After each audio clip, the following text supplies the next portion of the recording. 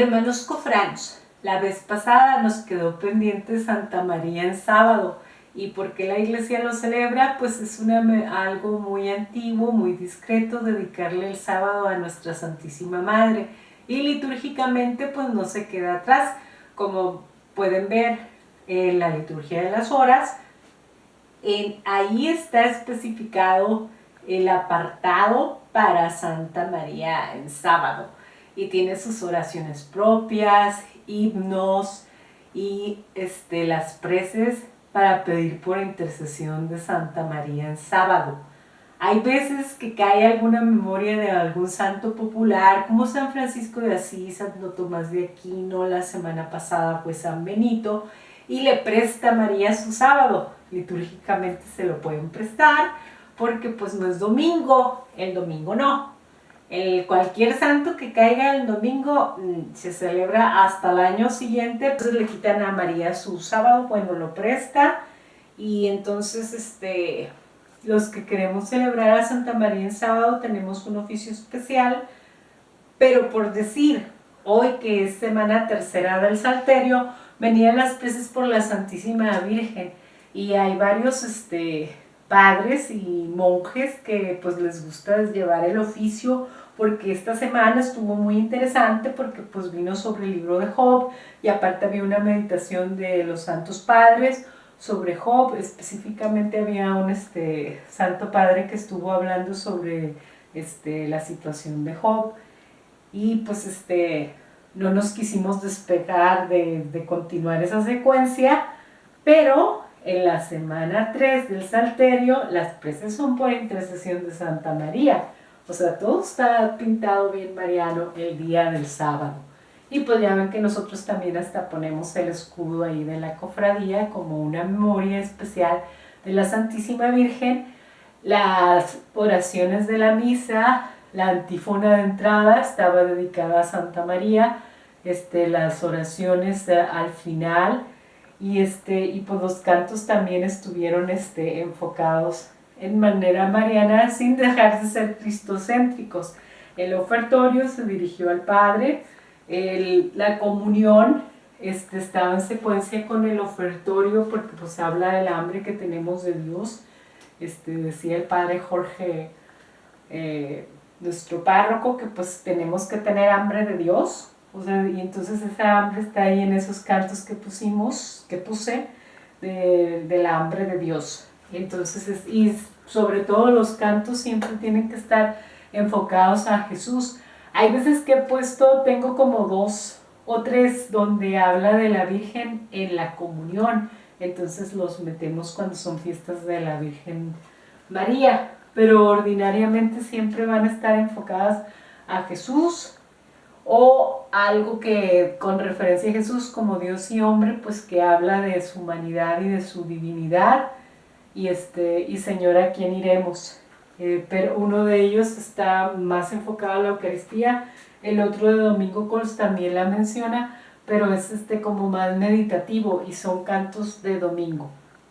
Bueno, también se pueden poner entre semana, y más nosotros que vivimos en un domingo perpetuo. Realmente lo que podemos resumir de la semana pasada es que nuestra expresión de amor y suplicante veneración hacia la Madre de Dios implora su intercesión en nuestro caminar cristiano. Ella nos acompaña, nos ayuda, intercede por nosotros.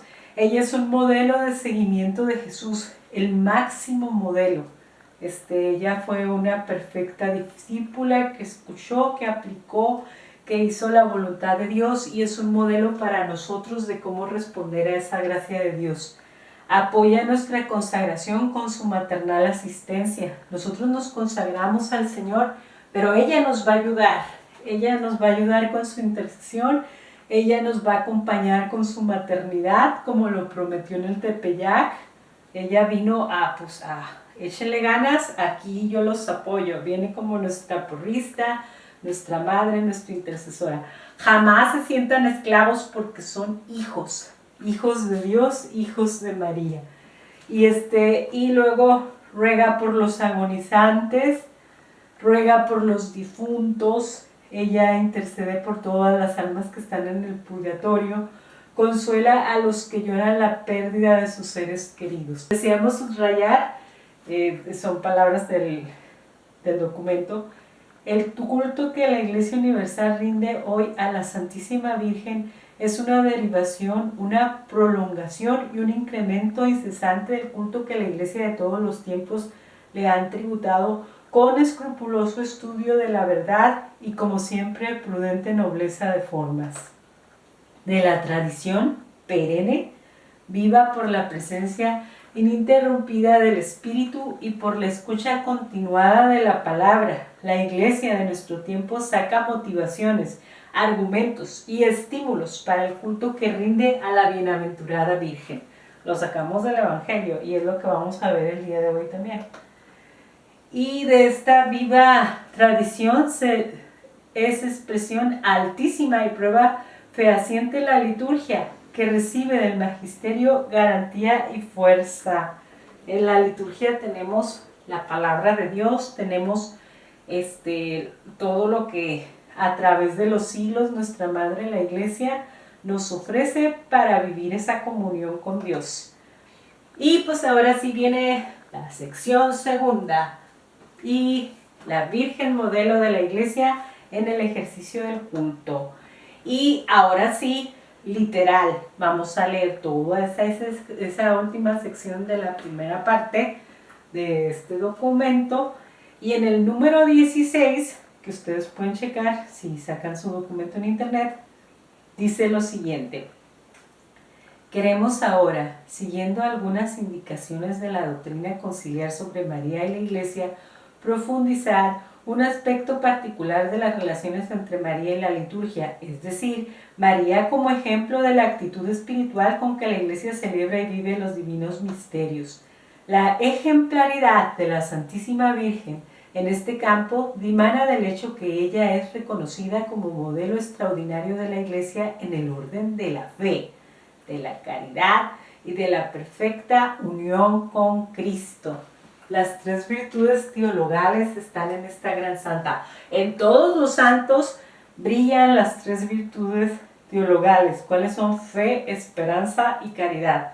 Y pues ¿quién las va a tener al máximo? Santa María. Esto es, de aquella disposición interior con que la Iglesia, esposa amadísima, estrechamente asociada a su Señor, lo invoca y por su medio rinde culto al Padre Eterno.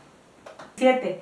María es la Virgen oyente que acoge con fe la palabra de Dios. Fe que para ella fue premisa y camino hacia la maternidad divina, porque como intuyó San Agustín, vienen palabras de los santos padres, la bienaventurada Virgen María concibió creyendo al Jesús que dio a luz creyendo. ¿Esto qué quiere decir? Que ella, la Virgen oyente, oír es obedecer. Escuchas la palabra de Dios, la coges, la obedeces. Esa es la obediencia de discípulos. Entonces ella la concibe en su mente y después lo concibe en su vientre. Escucha, entiende, acepta, acoja, da un sí, una respuesta positiva.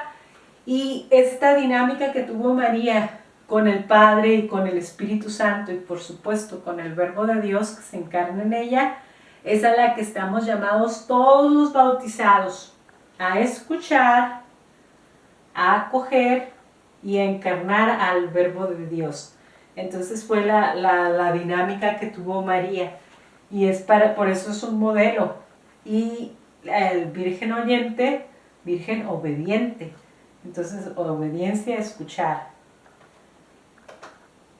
En efecto, cuando recibió del ángel la respuesta a su duda, ella, llena de fe y concibiendo a Cristo en su mente antes que en su seno, dijo: he aquí la esclava del Señor, hágase en mí según tu palabra. Fe que fue para ella causa de bienaventuranza y seguridad en el cumplimiento de la palabra de Dios. Fe con la que ella, protagonista y testigo singular de la encarnación, volvía sobre los acontecimientos de la infancia de Cristo, confrontándolos entre sí en lo hondo de su corazón. Esto mismo hace la Iglesia, la cual, sobre todo en la Sagrada Liturgia, escucha con fe, acoge, proclama, venera la palabra de Dios, la distribuye a los fieles como pan de vida y escudriña a su luz los signos de los tiempos, interpreta y vive los acontecimientos de la historia. Los vemos desde la palabra de Dios. 18. María es asimismo la Virgen orante. Así aparece ella en la visita a la Madre del Precursor, porque abre su espíritu en expresiones de glorificación a Dios, de humildad, de fe, de esperanza. Tal es su oración del Magnificat. La oración por excelencia de María, el canto de los tiempos mesiánicos, el Magnificat, en el que confluyen la exultación del Antiguo y del Nuevo Testamento, porque como parece surgir San Irineo, en el cántico de María fluyó el regocijo de Abraham que presentía al Mesías y resonó anticipada proféticamente la voz de la Iglesia, saltando de gozo. María proclama proféticamente el nombre de la Iglesia. Mi alma engrandece al Señor. En efecto, el cántico de la Virgen, al difundirse, se ha convertido en oración de toda la Iglesia, de todos los tiempos. Entonces, no sé si han escuchado el Magnificat, pero empieza pues como la Virgen, llena de gozo, llena del Espíritu Santo. Una vez que se ha encarnado el Verbo, llega con Santa Isabel, y entonces pues tenemos el Ave María, pues que es bíblico, donde el ángel le anuncia a María, María dice que sí, y él la saluda: Dios te salve María, llena eres de gracia, el Señor es contigo. Luego va con su prima Santa Isabel a ayudarle, y le dice: ¿qué soy yo para que la Madre del Señor venga a verme? Y también ella, su bebé San Juan Bautista, salta de gozos, es un regocijo enorme, imagínense, todos llenos del Espíritu Santo en ese momento. Allá había ahí un Pentecostés, y como no, estaba Jesús. ¿Y creen que no era contagioso eso? Claro que lo era. Era un gozo para todo el que tenía contacto. Y pues ahí ustedes creen que San José no tuvo contacto con esa dicha, con esa gracia, con esa presencia del Espíritu Santo. Claro que también. Entonces el cántico al que se refiere aquí, por si no lo han escuchado, es: proclama mi alma la grandeza del Señor. Se alegra mi espíritu en Dios mi Salvador, porque ha mirado la humillación de su esclava. Desde ahora me felicitarán todas las generaciones, porque el Poderoso ha hecho obras grandes por mí. Su nombre es santo y su misericordia llega a sus fieles de generación en generación. Él hace proezas con su brazo, dispersa a los soberbios de corazón, derriba del trono a los poderosos y enaltece a los humildes. A los hambrientos los colma de bienes y a los ricos los despide vacíos. Auxilia a Israel su siervo, acordándose de su misericordia y bondad, como lo había prometido a nuestros padres, en favor de Abraham y su descendencia por siempre. Y al final la Iglesia le pone gloria al Padre, al Hijo y al Espíritu Santo, como era en el principio, ahora y siempre, por los siglos de los siglos. Así cerramos nosotros las oraciones, siempre en el Padre, en el Hijo y en el Espíritu Santo. Entonces la Virgen orante, aparece María en Caná, o sea, en ese momento ora en Pentecostés. Pero ¿dónde más aparece esa Virgen orante? En las bodas de Caná, donde manifiesta al Hijo con delicada súplica una necesidad temporal. Obtiene además un efecto de la gracia, que Jesús, realizando el primero de sus signos, confirme a sus discípulos en la fe en Él.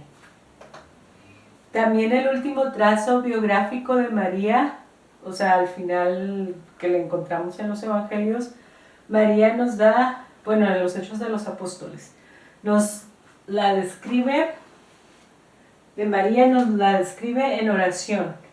Los apóstoles perseveraban unánimes en la oración juntamente con las mujeres y con María, la Madre de Jesús, y con sus hermanos.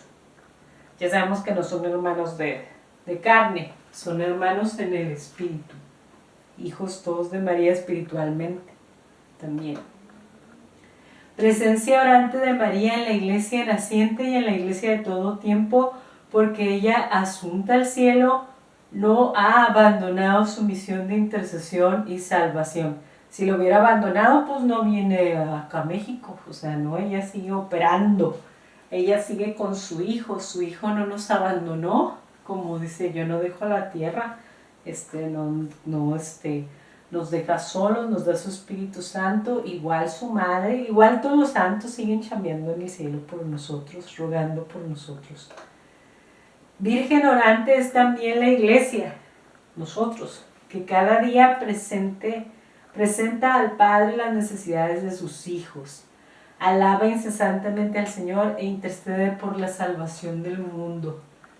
Nuestro sacerdote, el pueblo, todos los que constantemente estamos orando por la iglesia, rezando el rosario, la liturgia de las horas y por supuesto lo supremo que es la misa.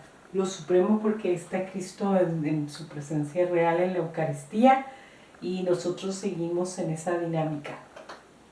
En el 19, María es también la Virgen Madre, es decir, aquella que por su fe y obediencia engendró en la tierra el mismo Hijo del Padre sin contacto con hombres, sino cubierta por la sombra del Espíritu Santo. Prodigiosa maternidad constituida por Dios como tipo y ejemplar de la fecundidad de la Virgen Iglesia, la cual se convierte ella misma en madre porque con la predicación y el bautismo engendra una vida nueva e inmortal a los hijos,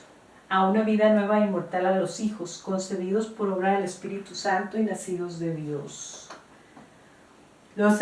Justamente los antiguos padres de la Iglesia enseñaron que la Iglesia prolonga en el sacramento del bautismo la maternidad virginal de María. ¿Por qué? Porque en Cristo está María también, en esa carne que tomó de María, ahí está también. Entonces, también al ser bautizados, al ser hijos del Padre, al ser hijos de Dios, también nos convertimos automáticamente en hijos de María. Entre esos testimonios nos complacemos en recordar el de nuestro eximio predecesor San León Magno, quien en una homilía natilicia en una Navidad afirma: el origen que Cristo tomó en el seno de la Virgen lo ha puesto en la fuente bautismal, ha dado al agua lo que dio a la Madre. En efecto, la virtud del Altísimo y la sombra del Espíritu Santo, que hizo que María diese a luz al Salvador, hace también que el agua regenere al creyente, queriendo beber un misterio de salvación relativo en las fuentes litúrgicas. Podríamos citar el hilacho de la liturgia hispánica. Yo dije, ¿qué es hilacho?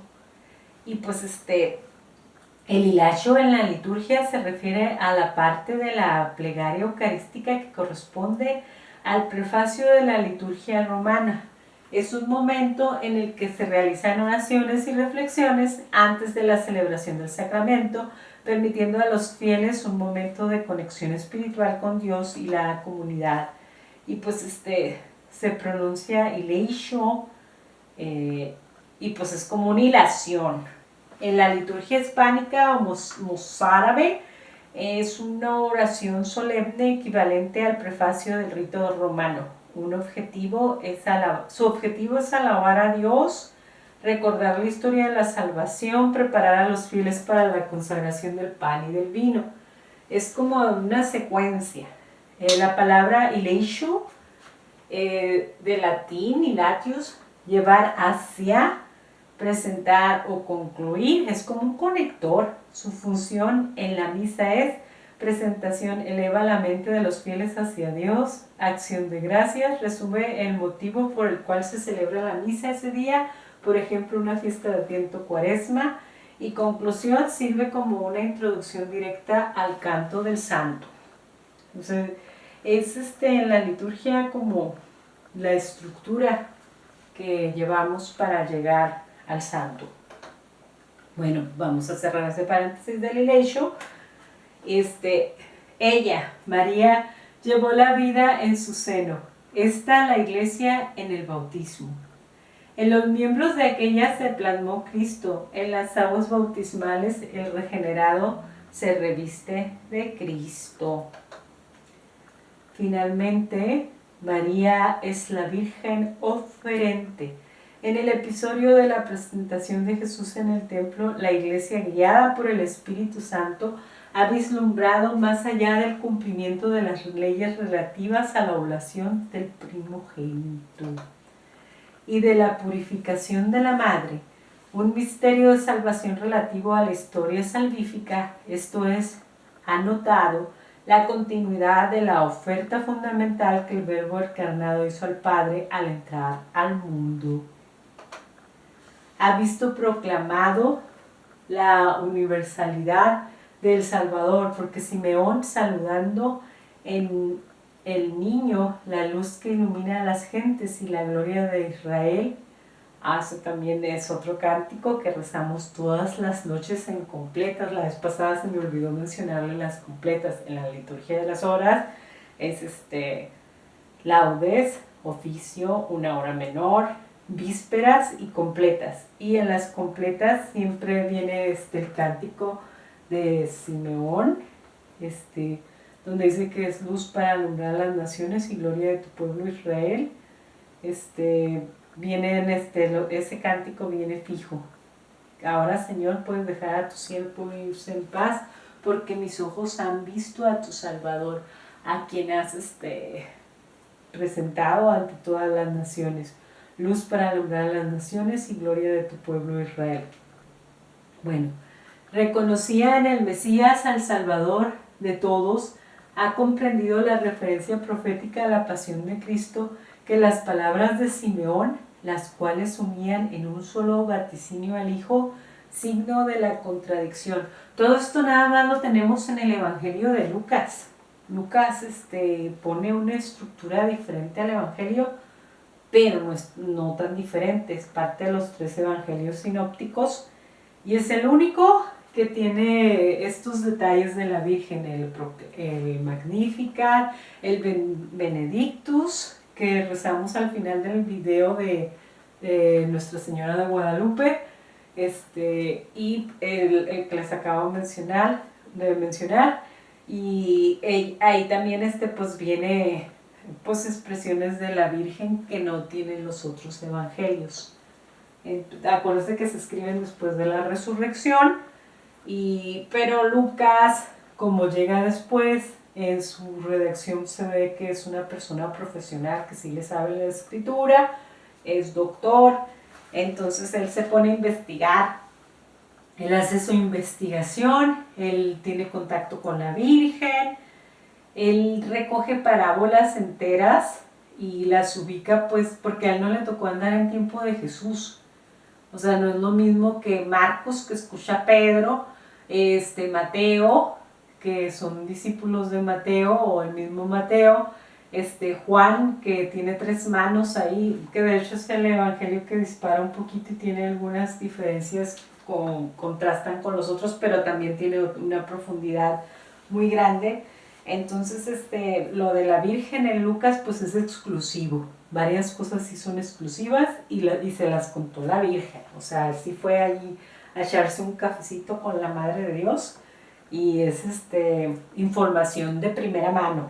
Aquí es donde viene de los dolores de la Virgen, que ya se le hacen la profecía. Y debe ser algo que marcó mucho a la Virgen, porque pues cuando está en el cafecito, en el cafecito con San Lucas, pues le dijo, ¿no? Dijo, me dijeron eso. Y pues sí pasó, y pues ya. Ejemplo para toda la Iglesia en el ejercicio del culto divino, María es también evidentemente maestra de vida espiritual para cada uno de los cristianos, porque ella lo vivió, es una experta, es una profesional. Bien pronto los fieles comenzaron a fijarse en María para, como ella, hacer de la propia vida un culto a Dios y de su culto un compromiso de vida. Ya en el siglo IV, San Ambrosio, hablando a los fieles, hacía votos para que en cada uno de ellos estuviese el alma de María para glorificar a Dios, que el alma de María está en cada uno para alabar al Señor, que su espíritu está en cada uno para que se alegre en Dios. Todos los santos se alegran con María. Nosotros diariamente en las vísperas nos unimos al gozo enorme de la Virgen por el Verbo encarnado y todos compartimos ese gozo de María. Los santos y nosotros también, ese es el Magnificat y se va a cantar perpetuamente hasta que se acaben todos los siglos. Pero María es sobre todo modelo de aquel culto que consiste en hacer de la propia vida una ofrenda a Dios, doctrina antigua, perenne, que cada uno puede volver a escuchar poniendo atención en la enseñanza de la Iglesia, pero también con el oído atento a la voz de la Virgen, cuando ella, anticipando en sí misma la estupenda petición de la oración dominical, hágase tu voluntad, respondiendo al mensajero de Dios, he aquí la esclava del Señor, hágase en mí según tu palabra. Y el sí de María es para todos los cristianos una lección y un ejemplo para convertir la obediencia a la voluntad del Padre en camino y en medio de santificación propia. Por otra parte, es importante observar cómo traduce la Iglesia las múltiples relaciones que la unen a María en distintas y eficaces actitudes cultuales, en veneración profunda, cuando reflexiona sobre la singular dignidad de la Virgen convertida por obra del Espíritu Santo en Madre del Verbo encarnado, en amor ardiente, cuando considera la maternidad espiritual de María para con todos los miembros del cuerpo místico, que confiada invocación, cuando experimenta la intercesión de su abogada y auxiliadora, en servicio de amor, cuando descubre en la humilde sierva del Señor a la Reina de Misericordia y a la Madre de la Gracia, en operosa imitación, cuando contempla la santidad y las virtudes de la llena de gracia, en conmovido estupor, cuando contempla en ella como en una imagen purísima todo lo que ella desea y espera ser, en atento estudio, cuando reconoce en la cooperación del Redentor ya plenamente partícipe de los frutos del misterio pascual, el cumplimiento profético de su mismo futuro, hasta el día en que, purificada de toda arruga y toda mancha, se convertirá en una esposa ataviada para el esposo Jesucristo. Considerando, pues, venerables hermanos, la veneración que la tradición litúrgica de la Iglesia Universal y el renovado rito romano manifiestan hacia la Santa Madre de Dios, recordando que la liturgia, por su preeminente valor cultural, constituye una norma de oro para la piedad cristiana, observando finalmente cómo la Iglesia, cuando celebra los sagrados misterios, adopta una actitud de fe y de amor semejantes a los de la Virgen. Comprendemos cuán justa es la exhortación del Concilio Vaticano II a todos los hijos de la Iglesia para que promuevan generosamente el culto, especialmente litúrgico, a la bienaventurada Virgen, exhortación que desearíamos ver acogida sin reservas en todas partes y puesta en práctica celosamente.